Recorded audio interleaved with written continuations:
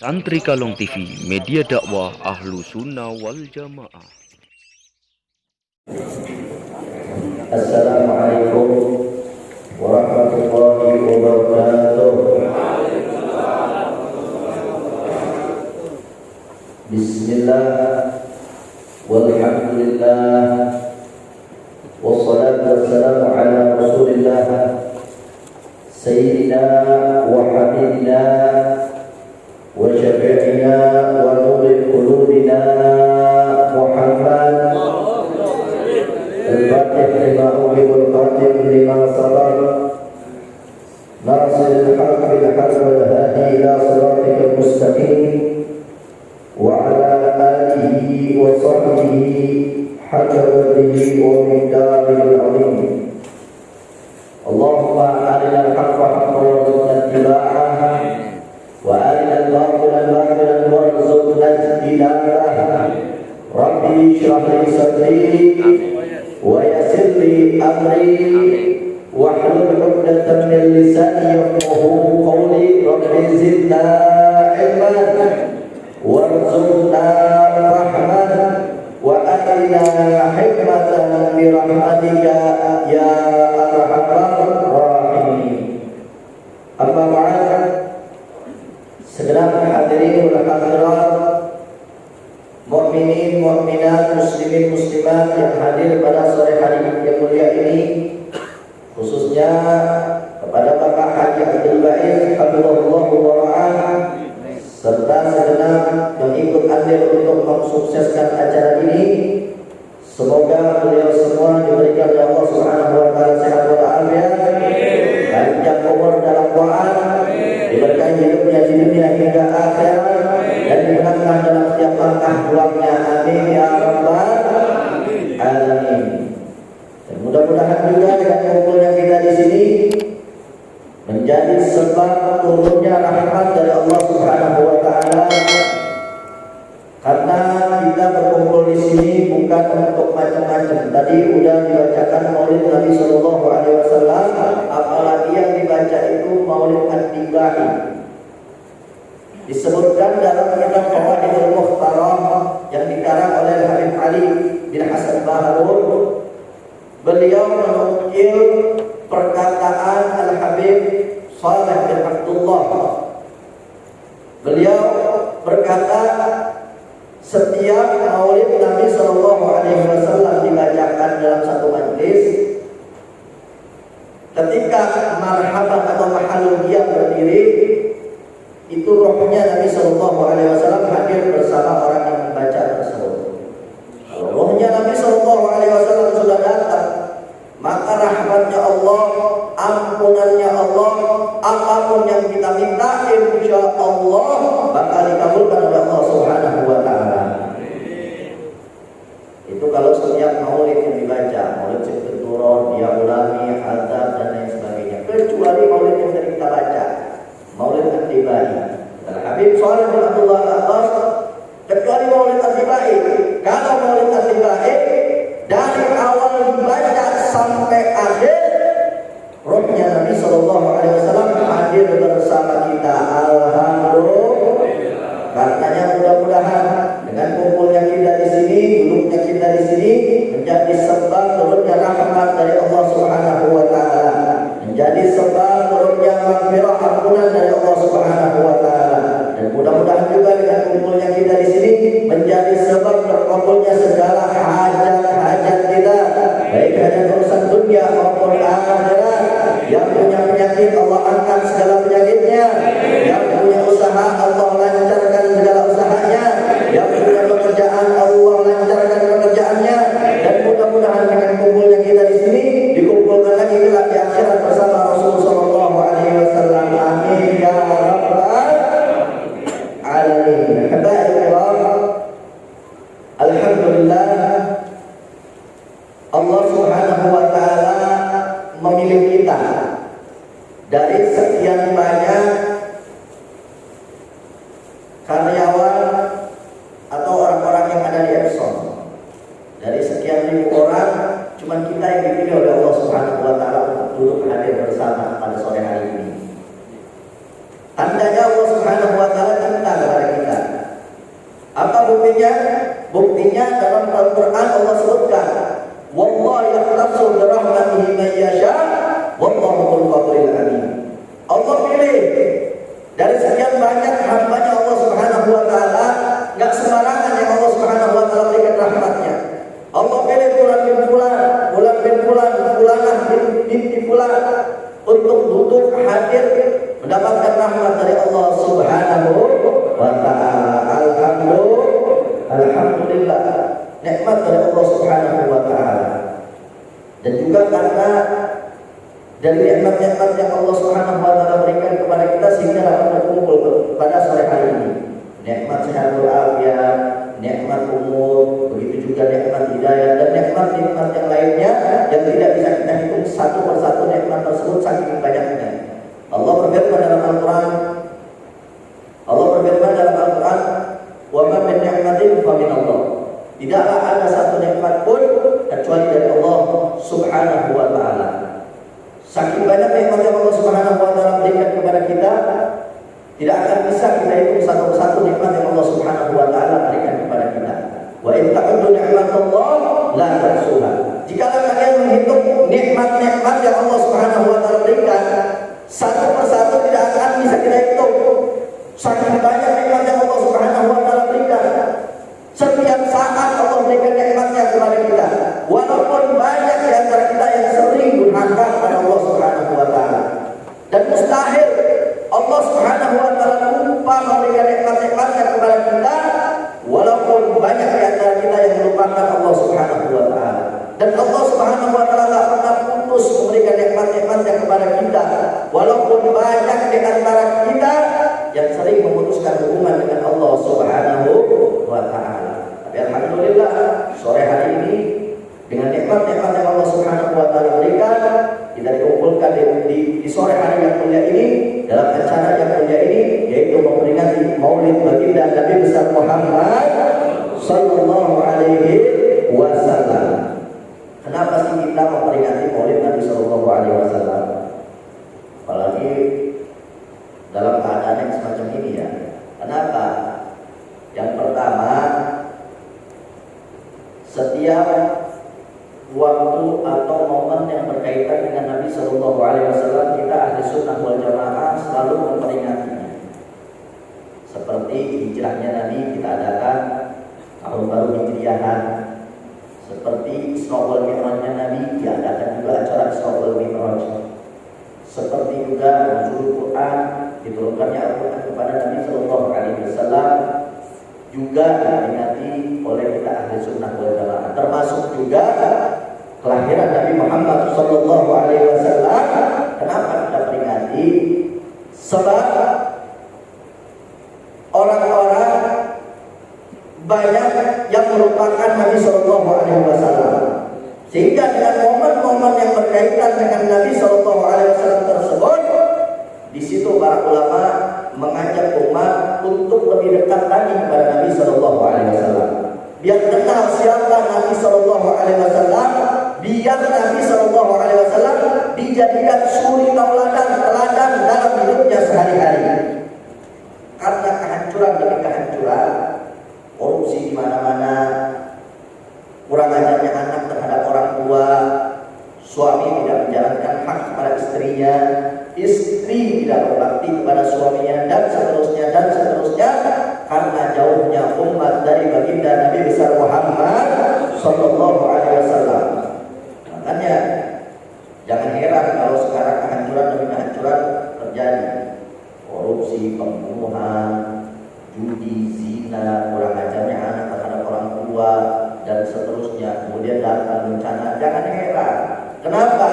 Karena Nabi Sallallahu Alaihi Wasallam sudah tidak lagi dijadikan panutan, sudah tidak mengenal siapa Nabi Sallallahu Alaihi Wasallam. Kalau ditanya artis, kenal semua. Dia paling kenal ya, kenal. Zaskia Gotik kenal. Tahu bukan kenal, kalau kenal di mana ini? Semangat kenal ya. Nah, terus begitu ditanya Nabi Sallallahu Alaihi Wasallam, nggak ada yang kenal. Putra putrinya siapa? Sedikit yang kenal. Paman-pamannya siapa? Sedikit yang kenal. Makanya jangan heran, kehancuran demi kehancuran datang karena jauhnya umat dari baginda Nabi besar Muhammad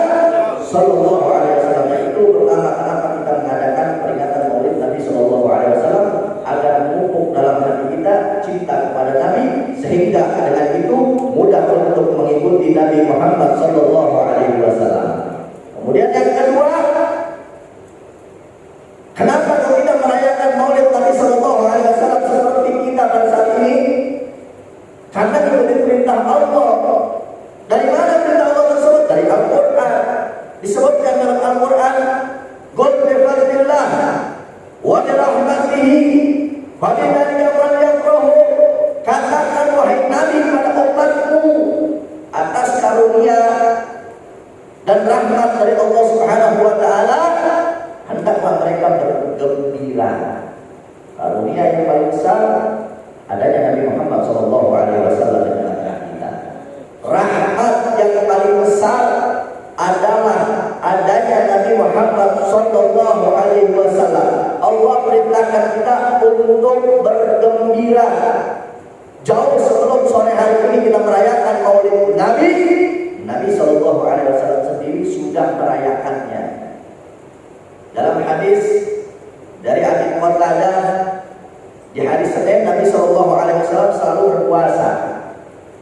Sampai ada seorang sahabat yang bertanya sama Nabi sallallahu alaihi wasallam, "Ya Rasulullah, kenapa kau berpuasa di hari Senin?"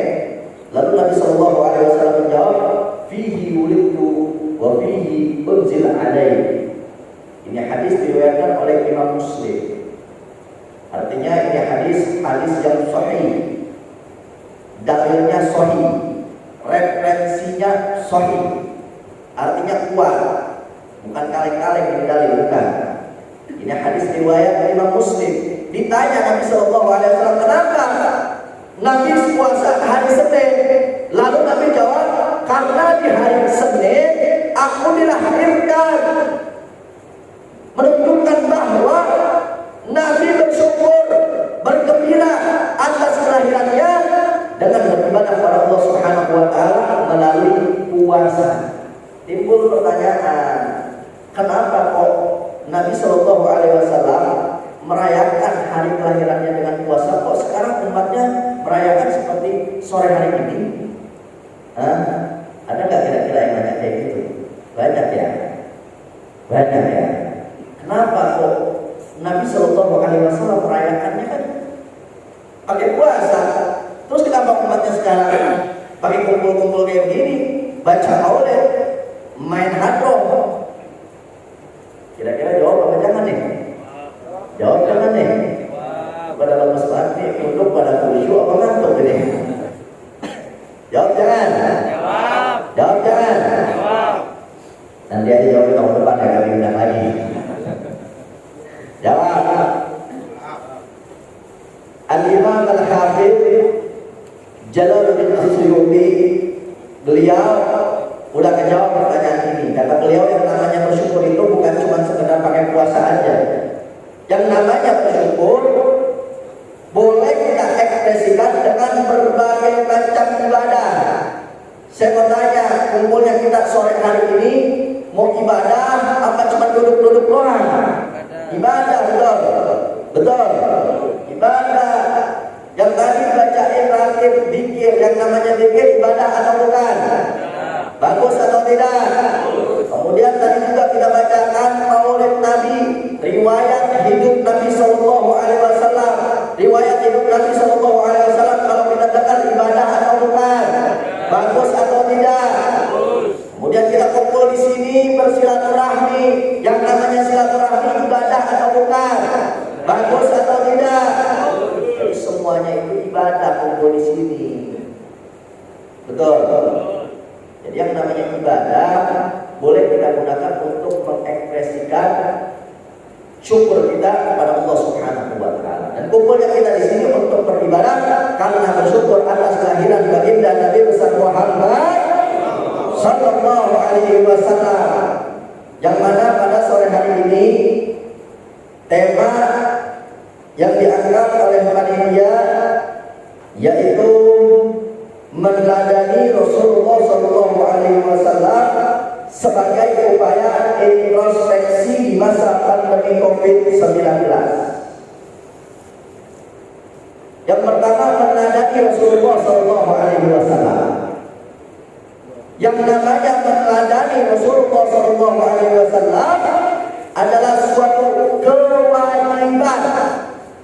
Jadi siapapun orangnya, dari manapun dia, apapun bangsanya, apapun warna kulitnya, mau warna kulitnya putih, mau warna kulitnya coklat, mau warna kulitnya merah sekalipun, mau warna kulitnya biru sekalipun misalkan, atau warna kulitnya hitam black metal sekalipun, siapapun dia, pejabat atau rakyat, laki perempuan, wajib menjadikan Nabi Shallallahu Alaihi Wasallam sebagai teladan.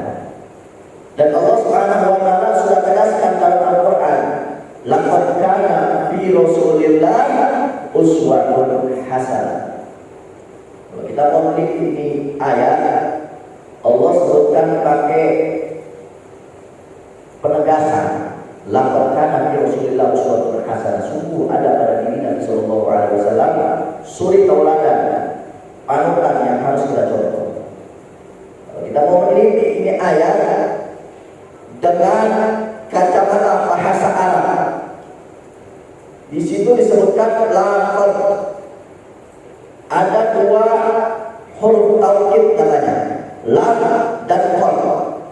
La itu artinya ditakkid untuk menunjukkan sungguh-sungguh pasti. Ditambah lagi dengan qad. Qad ini juga bisa diartikan dengan sungguh-sungguh pasti. Allah ingin menunjukkan kepada kita bahwa pada diri Nabi Sallallahu Alaihi Wasallam sungguh pasti ada suri tauladan yang harus kita contoh. Suri tauladan yang membawa kebaikan untuk kita semua. Kalau kita mau lihat lagi dengan kacamata balaghah, kenapa sih adanya huruf-huruf taukid ini, huruf-huruf penekanan ini? Karena ada orang-orang yang tidak yakin, ada orang-orang yang tidak percaya, yang tidak mau menjadikan Nabi Shallallahu Alaihi Wasallam sebagai panutan dalam hidupnya, sebagai panutan dalam kehidupannya sehari-hari. Karenanya Allah Subhanahu Wa Taala tegaskan dalam ayat ini dengan dua huruf taukid menunjukkan pasti sungguh ada pada diri Rasulullah Shallallahu Alaihi Wasallam suri tauladan. Kemudian kita lanjut fi Rasulullah, pada diri Rasulullah Shallallahu Alaihi Wasallam. Allah tidak sebutkan cuma pada ibadahnya saja, bukan. Bukan Allah Subhanahu Wa Taala sebutkan yang harus kita contoh dari Rasulullah itu cuma ibadahnya saja, bukan. Bukan juga cuma sholatnya, bukan. Bukan cuma sekedar puasanya, bukan. Bukan cuma sekedar zakatnya, bukan. Bukan cuma sekedar ibadah-ibadahnya saja, bukan. Tapi Allah sebutkan fi Rasulullah, pada diri Rasulullah. Artinya apa? Artinya apapun yang datang dari Rasulullah Sallallahu Alaihi Wasallam, baik pakaian, perkataan, perbuatan, bukan hanya ibadah saja, tapi bermuamalah, bersosial, bertetangga, mengatur rumah tangga, mengatur negara sekalipun, wajib kita mengikuti Nabi Muhammad Sallallahu Alaihi Wasallam. Jadi segala aspek kehidupan kita harus jadikan Rasulullah Sallallahu Alaihi Wasallam sebagai panutan. Bekerja, berbisnis, dan lain sebagainya harus menjadikan apa-apa yang datang dari Rasulullah Sallallahu Alaihi Wasallam pedoman dalam menjalankan hidup kita sehari-hari. Insya Allah. Termasuk juga dalam tema ini menjadikan Nabi Sallallahu Alaihi Wasallam teladan dalam upaya introspeksi diri pada masa pandemi saat ini. Kalau kita mau melihat bagaimana Nabi Shallallahu Alaihi Wasallam menghadapi masa-masa semacam ini, jangan dikira ini masa di zaman kita doang. Ini masa juga pernah terjadi di zaman Nabi Shallallahu Alaihi Wasallam. Dan yang sekarang dipraktekkan seperti lockdown, kemudian social distancing, jauh sebelum ilmu kedokteran dapat ini istilah-istilah, dapat ini ilmu, Nabi Sallallahu Alaihi Wasallam, agama kita yaitu Islam sudah lebih dulu menerangkannya ibadah Allah. Mari kita lihat yang namanya social distancing. Itu dulu di zaman Sayyidina Umar bin Khattab radhiyallahu taala anhu pernah terjadi yang namanya Taun, tersebarnya virus di satu daerah di Syria atau lebih tepatnya di Syam. Pada saat itu di Syam yang menjadi pemimpin di Syam adalah Amr bin As, salah seorang sahabat juga. Amr bin As menjadi gubernur atau presiden di Syam pada saat itu. Akhirnya Sayyidina Umar bin Khattab radhiyallahu taala anhu mau kunjungan ke Syam. Dikasih tahu sama Amr bin As. Kemudian Sayyidina Umar bertanya, bagaimana kau menghadapinya? Sayyidina Amr bin As menjawab, saya jadikan keluargaku ini misah-misah. Biar apa? Biar virus tidak tersebar. Jadi jauh sebelum ilmu kedokteran tahu istilah tersebut, tahu ilmu tersebut, umat Islam sudah lebih dulu mengamalkan atau mempraktekkan hal tersebut. Alhamdulillah. Cuma hanya kita orang Islam tak tahu apa-apa, betul. Makanya disebutkan sebagai ulama Islam mahjub bil muslimin. Sebetulnya Islam itu sudah sempurna. Tak perlu kita tengok ke kanan ke kiri, tengok di barat, tengok di timur dan lain sebagainya. Islam ini sudah sempurna, syamil, kamil, mengatur seluruh hidup kita. Bukan dalam ibadah saja, tapi karenanya kita nggak tahu Islam, akhirnya Islam sendiri ketutupan gara-gara muslimnya tidak mengamalkan Islam tersebut. Jadi kalau mau melihat fisiknya bagaimana penanganan umat muslim dari zaman dulu sampai zaman sekarang, itu sudah diajarkan secara jasmaninya. Tapi saya, seribu saya, sebetulnya ada yang lebih penting dari itu semua, yaitu memperhatikan, menjaga daripada kesucian rohaninya juga. Jasmani luar biasa. Di sini aja luar biasa. Tadi masuk di tes dulu ya. Udah pakai apa tuh namanya tuh? Kacamata kaca gitu tuh. Facial ya. Belum lagi masker dan lain sebagainya. Udah dijalankan secara jasmaninya. Tapi jangan sampai lupa tentang rohaninya. Alhamdulillah sore hari ini kita mengadakan maulid. Alhamdulillah. Karena Nabi Sallallahu Alaihi Wasallam beliau pernah bersabda, "Lam tudhiril fahisha fi qaumin qad hatta yu'linu biha illa fasha fihim at-ta'un wal awja' allati lam takun fi aslafihim alladziina madu." Kata Nabi Sallallahu Alaihi Wasallam.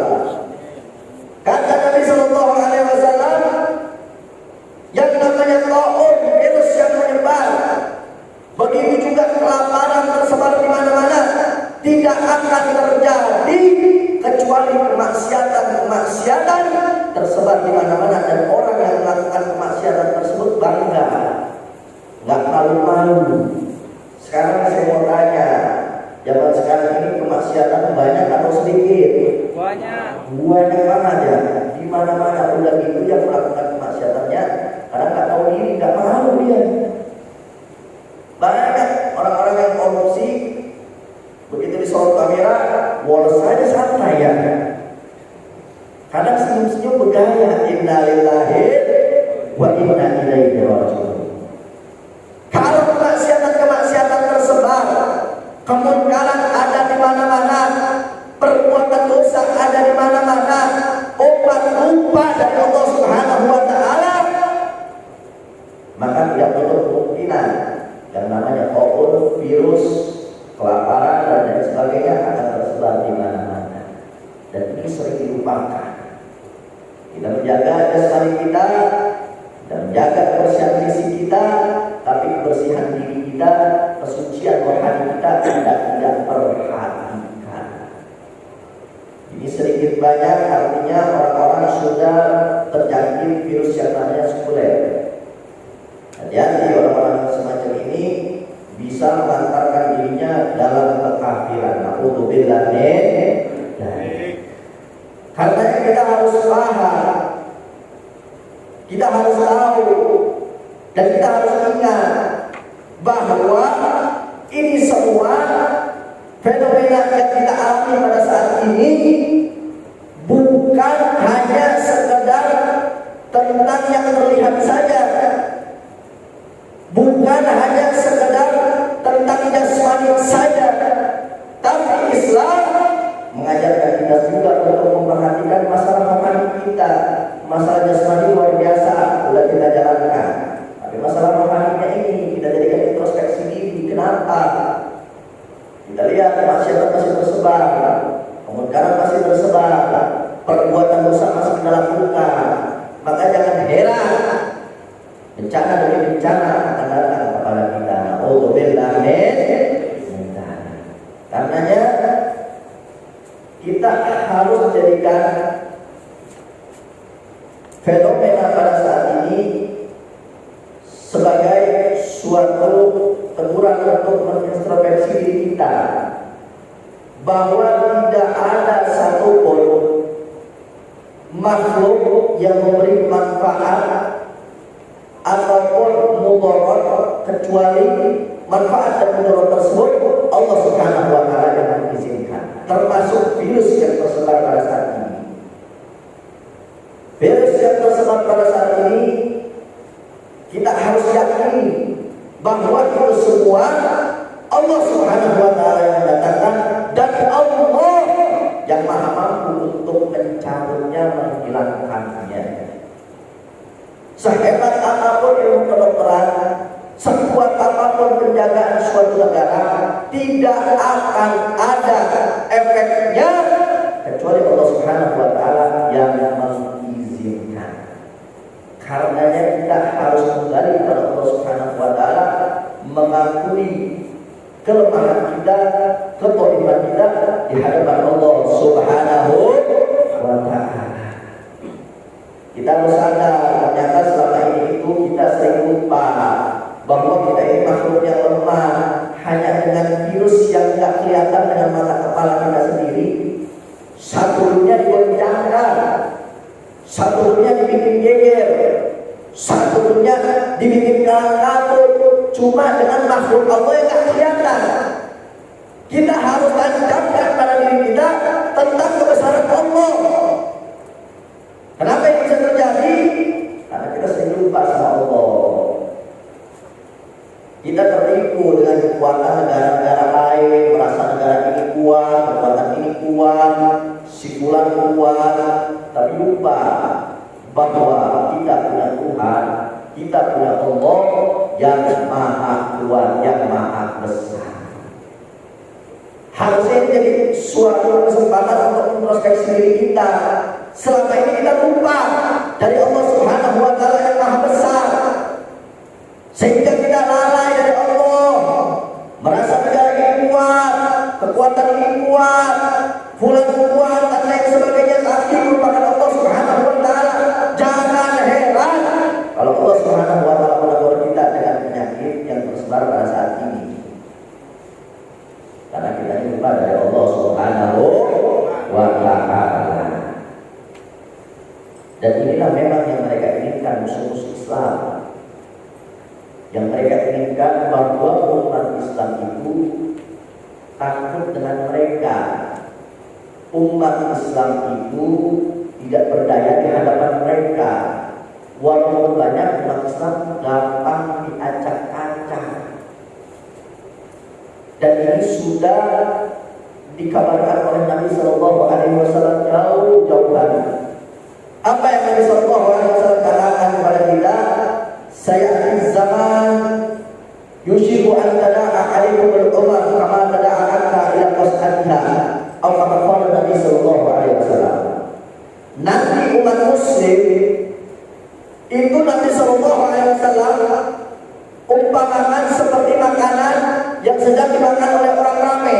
Ada yang nusuk, ada yang nyapok, ada yang gendong, ada yang ngajak-ngajak. Lalu sahabat bertanya, ya Rasulullah, akhirnya yauman ini, apakah kita umat muslim pada saat ini jumlahnya sedikit sehingga gampang diacak-acak? Lalu Nabi Sallallahu Alaihi Wasallam menjawab, la ba'athun kathirun.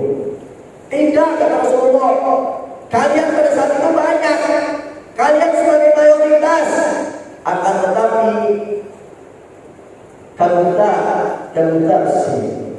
Akan tetapi kalian seperti buih di lautan, walaupun jumlahnya banyak, gampang diacak-acak, gampang dipisah-pisah, gampang diobrak-abrik.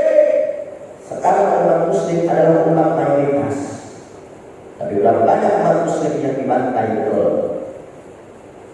Di Myanmar, di Uyghur, bahkan di Indonesia juga, di Papua, di Poso dan lain sebagainya. Kenapa mereka berani?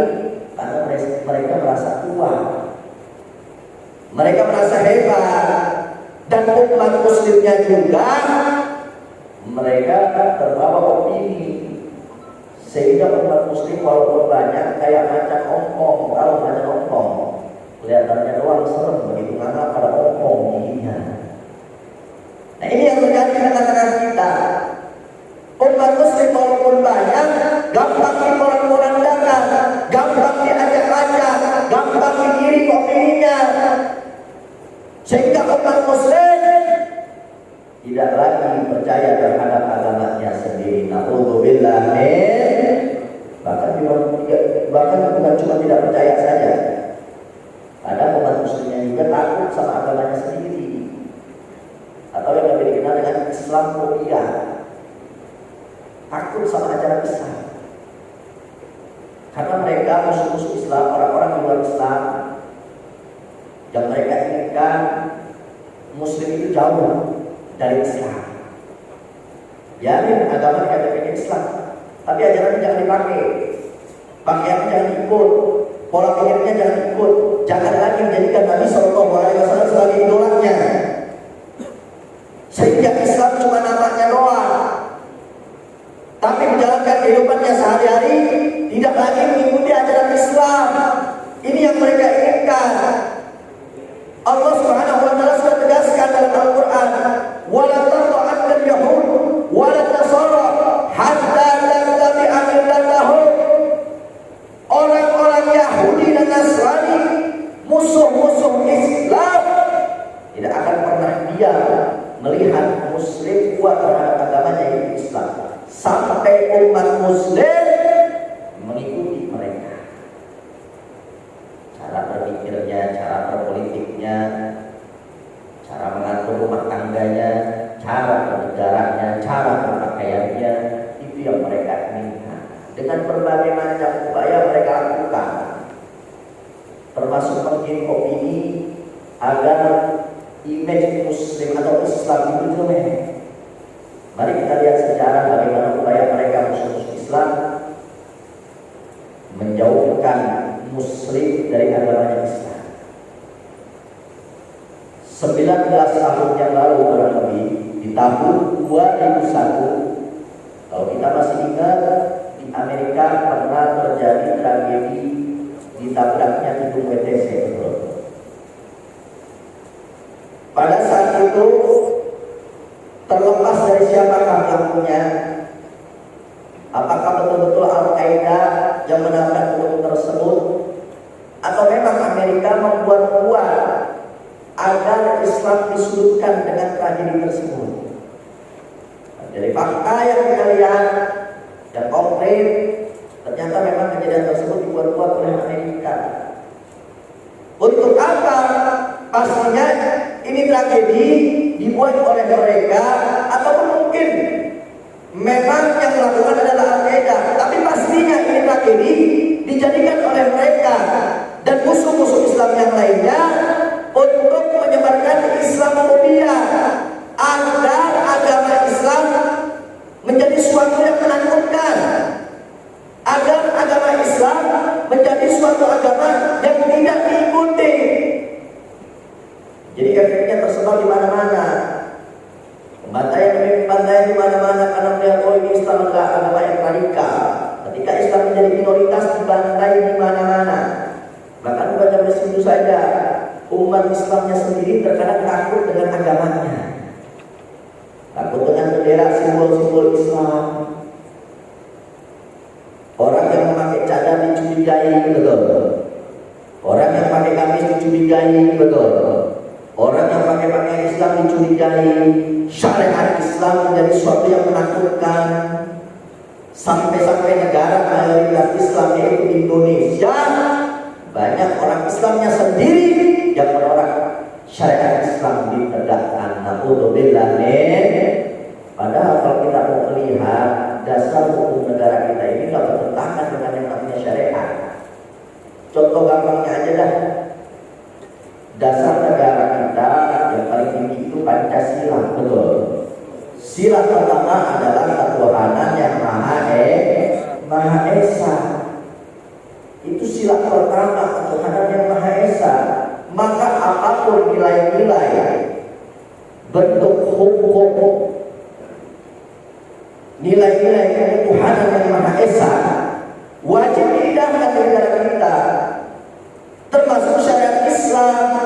Karena syariat Islam adalah nilai-nilai ketuhanan yang wajib harus kita jaga. Contoh gampangnya begitu aja sebetulnya. Tapi kenapa kalau sekarang susah banget? Padahal di Aceh sudah terjadi, padahal di Aceh sudah berjalan ini hukum, walaupun tidak sepenuhnya hukum ini berjalan. Kenapa ini bisa terjadi? Syariat Islam susah banget didukungnya bahkan oleh umat muslim sendiri, karena terjadi opini oleh musuh-musuh Islam yang menyebarkan Islamophobia sehingga umat muslim jauh dari ajaran Islam. Naudzubillah. Dari karenanya perayaan-perayaan semacam ini diadakan untuk agar kita lebih mengenal siapa Nabi Sallallahu Alaihi Wasallam. Kalau sudah kenal, maka insya Allah kita bakal cinta. Makanya ada istilah tak kenal maka tak sayang. Kalau udah sayang ditinggal ya. Siapa orang? Nah, kenapa kok kita mengadakan perayaan-perayaan semacam ini? Agar kita umat muslim sadar atas agama kita sendiri, cinta terhadap agama kita sendiri, sehingga mudah untuk menjalankan kehidupan kita sehari-hari sesuai dengan ajaran baginda Nabi besar Muhammad Sallallahu Alaihi Wasallam. Untuk introspeksi diri sebagaimana tema menjadikan Nabi Sallallahu Alaihi Wasallam teladan dalam introspeksi diri kita, termasuk dalam menghadapi pandemi semacam ini. Bagaimana Nabi Sallallahu Alaihi Wasallam menghadapinya, yaitu dengan mengakui bahwa Allah Subhanahu Wa Taala Maha Besar. Tidak ada suatu kekuatan pun yang lebih besar dari Allah Subhanahu Wa Taala. Tapi tadi itu banyak musuh-musuh Islam yang ingin menjauhkan kita dari agama kita dengan berbagai macam upaya, sehingga Islamnya tidak kuat, sehingga Islamnya sudah tak pede lagi dengan agamanya sendiri, sehingga umat muslim sudah tidak cinta lagi terhadap agamanya. Walaupun banyak jumlahnya, tapi umat muslim tidak menjalankan agamanya sendiri, sehingga agamanya ketika dihina diam aja, agamanya dicaci nggak peduli, pakaiannya dihina dia nggak peduli, syariatnya ditolak di mana-mana dia nggak peduli. Nah, ini yang terjadi di tengah-tengah kita. Umat muslimnya udah jauh dari agama sendiri. Kemarin beberapa hari yang lalu agama kita dihina lagi, betul. Di Perancis, tahu Perancis? Bukan Perancis Ciamis, bukan. Perancis udah jauh dah, L2 jauh banget. Di Perancis, sebagaimana kita tahu, lagi-lagi Nabi kita Sallallahu Alaihi Wasallam dihinakan oleh satu majalah yang namanya majalah Charlie Hebdo. Ini majalah sebetulnya udah lama bentuknya, udah lama tahunan. Pernah di demo ini majalah Charlie Hebdo, sempat berhenti sebentar, akhirnya dicetak lagi ini yang namanya majalah. Emang ini majalah-majalah biadab, di dalamnya sering menghinakan agama-agama, termasuk agama Islam. Nabi Sallallahu Alaihi Wasallam dihina. Di tahun 2015 atau 2016 itu majalah pernah mencetak karikatur tentang Nabi, menghinakan Nabi Sallallahu Alaihi Wasallam. Ternyata ada dua orang anak muda muslim yang karena cintanya kepada Nabi Shallallahu Alaihi Wasallam begitu besar, sadarnya terhadap Islam begitu besar, melihat nabinya dihina, dinistakan, dilecehkan, nggak peduli, nggak terima, akhirnya masuk ke gedung percetakan Candi Hektor tahun 2015 atau 16. Dia udah dapat data 12 orang di balik terbentuknya ini ajaran. Masuk dalam gedung tersebut, di satu kantor percetakan Candi Hektor, 12 orang ini dipanggil satu persatu sama dia akan muda dua. Pulang ada. 12 orang ini dibarisin. Yang lainnya yang nggak terkait, yang nggak dipanggil, silahkan boleh keluar. Tapi kalau kamu keluar, nggak apa-apa, mau ini bagaimana kelancarannya kata dia. 12 orang ini dibarisin. Satu persatu sama dua orang anak muda ini ditembak sampai mati.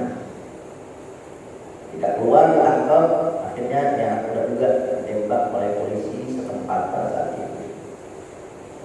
Selesai perkara pada saat itu. Ternyata beberapa hari yang lalu dunia kembali diguncangkan oleh Perancis. Ada satu kelas yang dulunya bawa ini majalah Candi Hektor yang di dalamnya ada karya Nabi dengan alasan mengajarkan kebebasan berekspresi, kebebasan berpendapat. Dia pajang di majalah, dia sampai ke murid-muridnya, ini contoh yang harus kita ikuti. Menghinakan agama, menghinakan Nabi, ini suatu kebebasan berekspresi kata dia. Ini yang perlu kita pertahankan, yang perlu kita ikuti. Kita tidakkan agama-agama tak apa-apa. Akhirnya ternyata salah seorang murid dari si guru tadi yang menghinakan Nabi Shallallahu Alaihi Wasallam nggak terima, sakit hati, pulang ke rumahnya, bilang sama orang tuanya. Akhirnya orang tuanya menceritakan di media sosial. Ternyata ada seorang anak muda yang peduli terhadap agamanya tinggi, tidak terbawa opini Islamophobia, sehingga sadar jika agamanya dihina, nabinya dinista, dia nggak tinggal diam.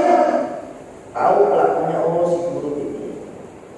Begitu si guru pulang dari kelasnya, dibunuh dan dipenggal guru tersebut. Terus bagaimana kita sebagai muslim kok melihatnya kayaknya sadis banget, betul. Melihatnya kayaknya kejam banget, betul. Kalau kita mau lihat hukum panjang hukumnya, kita lihat dari sisi sejarahnya aja. Gimana para sahabat radhiyallahu taala anhu menanggapi hal semacam ini.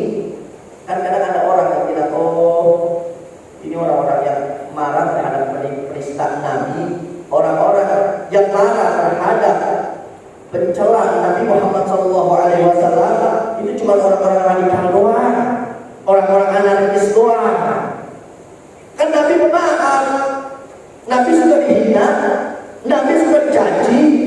Bahkan ada seorang Yahudi tua yang mudah menghina Nabi, Nabi suapin setiap hari.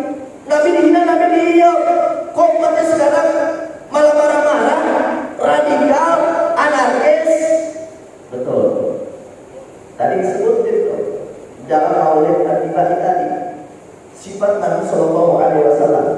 Wa ya'fu 'anil nabi idza kana fi haqqihi wa sababi. Wa idza tayya haqqullah lam yakun ahadun bi ghadabi. Kata Nabi Sallallahu kata dalam maulid tadi,